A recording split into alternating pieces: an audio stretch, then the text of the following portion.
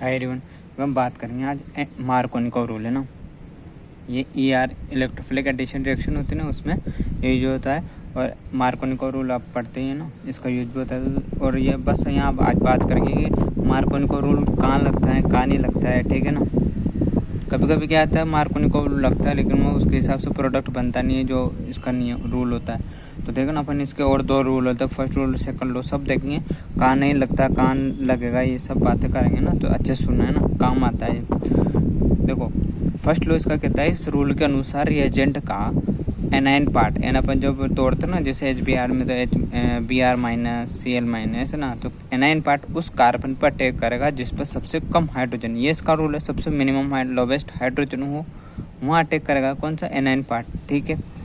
But याद रखना very important है, बट कभी कभी MK, मैं शॉर्ट में इसको मार्कोनिको को MK से लिखूँ, समझ जाना, ठीक है ना। MK रूल से प्रोडक्ट डिफरेंट आएगा, मतलब जो इसका जो रूल है ना उसके हिसाब से जब अपन प्रोडक्ट बनाएंगे ना उससे अलग आएगा। मतलब कोई जैसे किसी का भी ऐसा आएगा ना तो प्रोडक्ट बनाएगा तो उसका MK मार्कोनिको रूल से अलग प्रोडक्ट बन रहा है, ठीक है। जबकि ये इसका नियम है कि सबसे कम मिनिमम लोवेस्ट हाइड्रोजन पर जाएगा, लेकिन कभी कभी अलग प्रोडक्ट बनता है। तो इसका सोल्यूशन बस इसका यही बात है, किस लिए क्वेश्चन को ऑलवेज मोर स्टेबल कार्बोकेटाइन बनाकर करना चाहिए। मतलब जहाँ पे कार्बोकेटाइन को स्टेबिलिटी जहाँ ज़्यादा हो ना वहाँ पर अपन वो प्रोडक्ट बनाएंगे, वहाँ पर उस एनाइन पार्ट को अटैक करवाएंगे। ये तो मार्कोनिको रूल का तो क्या अलग से क्वेश्चन बन के आ जाए ना भाई, इसका रूल क्या है तो आपको पता होना चाहिए, या फिर वो लिख के दे दे कि मार्कोनिको रूल के हिसाब से ही आपको प्रोडक्ट बनाना है, ठीक है ना। तो फिर ये काम आती है इसके बाद, ठीक है। बाकी कोई प्रोडक्ट बना रहे हो ना तो ऐसा मत करना हमेशा मार्कोनिको रूल ही लगा रहे हो। इसका एक एग्जाम्पल बताते हैं जैसे है ना,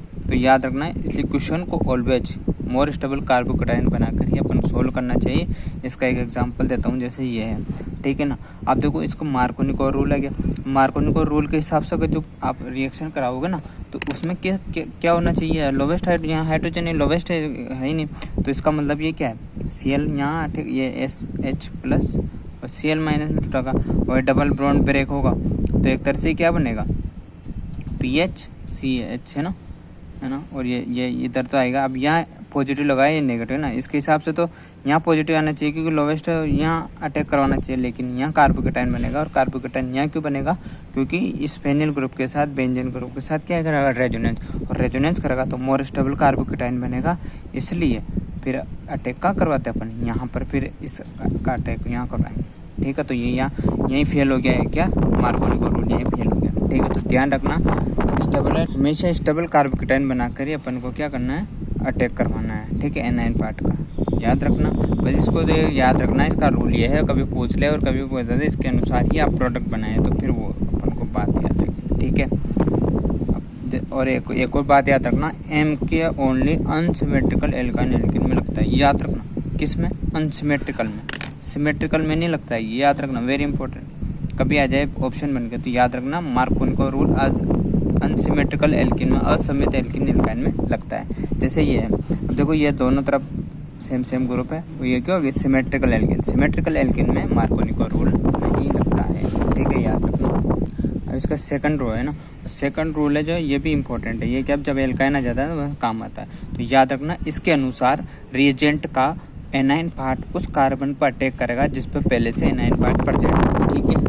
कभी कभी क्या एल्केन आ जाती है ना, एल्काइन, तो एल्काइन में फिर सेकंड रूल काम आता है इसका। ये बोलता है कि इसके अनुसार रिएजेंट का एनाइन पार्ट उस कार्बन पर अटैक करेगा जिस पहले से एनाइन पार्ट, यानी कि जो पहले का जो एनाइन पार्ट अटैक किया था ना, इलेक्ट्रोफाइल है ना, इलेक्ट्रोफाइल और वो न्यूक्लियोफाइल वाला है ना, जैसे Cl माइनस एनाइन पार्ट, तो फिर अपन को जो सेकंड आएगा ना वो भी उसी कार्बन पर जाएगा जहाँ पहले से था नेगेटिव, ठीक है। तो जैसे कि ये क्वेश्चन आया ना, एल्काइन आ गया, HCl दे दिया और दूसरे में दे दिया HI दे दिया है ना, दो बना कर दे दी। तो HCl का अटैक कराएंगे तो ये देखो यहाँ यही अटैक करेगा, ठीक है। जब आप देखोगे तो अब ये मार्कोनिको रूल इसमें फॉलो हो रहा है, तो देखो, और ये स्टेबल ही बनेगा। ये आप जब अल्फा हाइड्रोजन गिनेगा ना तो इसमें ज़्यादा आएंगे, तो देखो यहाँ जब अटैक कर रहे हैं यहाँ, तो अब फिर वापस अगर अब ये तो एल्किन में चेंज हो गया, अब फिर से एक और के साथ HI की रिएक्शन कर रहे हैं, तो देखो I भी कहाँ जा रहा है, जहाँ पहले से जो आप अटैक करवाया था ना वहीं जा रहा है वापस, ठीक है। तो ये याद रखना, जहाँ पहले से एनाइन पड़ गया था उसी कार्बन पे वो दूसरा भी जाएगा, ठीक है ना। देखिए MC 2014 का क्वेश्चन था, और भी मैं भी आए हुए क्वेश्चन, लेकिन आपको बता देता हूँ, ये था एल्काइन और 2HBr था और प्रोडक्ट बनाना था, ठीक है। अब एल्काइन है और 2 HBr यानी कि 2 Br अटैक करेगा। ठीक है, तो देखो जो पहला आएगा ना, पहला तो इसी कार्बन पे जाएगा, जब ये टूटेगा तो मोर स्टेबल कार्बन ये बनेगा। ठीक है, और मार्कोनी को रूल भी फॉलो हो रहा है इसमें, सबसे कम हाइड्रोजन नहीं। तो यहाँ आएगा तो यहाँ अटैक करेगा तो Br पहला प्रोडक्ट क्या बन जाएगा, यहाँ Br और डबल बॉन्ड एल्किन में। फिर एक बार Br फिर आएगा, वो भी इसी कार्बन पे जाएगा। तो इसका सही आंसर क्या था, ये हो गया था। ठीक है, तो मार्कोनी को रूल को याद रखना है, कहाँ लगता है कहाँ नहीं लगता है, ये 2 बातें याद रखना है। एक तो अनसिमेट्रिकल में लगता है, सिमेट्रिकल में नहीं लगता। और जब भी प्रोडक्ट बनाए ER रिएक्शन में तो स्टेबिलिटी चेक करके बनाएं, कभी अलग से पूछ लग इसके अनुसार ही प्रोडक्ट बनाएं, या फिर इसका स्टेटमेंट बनकर जाए तो आपको पता होना चाहिए इसका रोल ये है।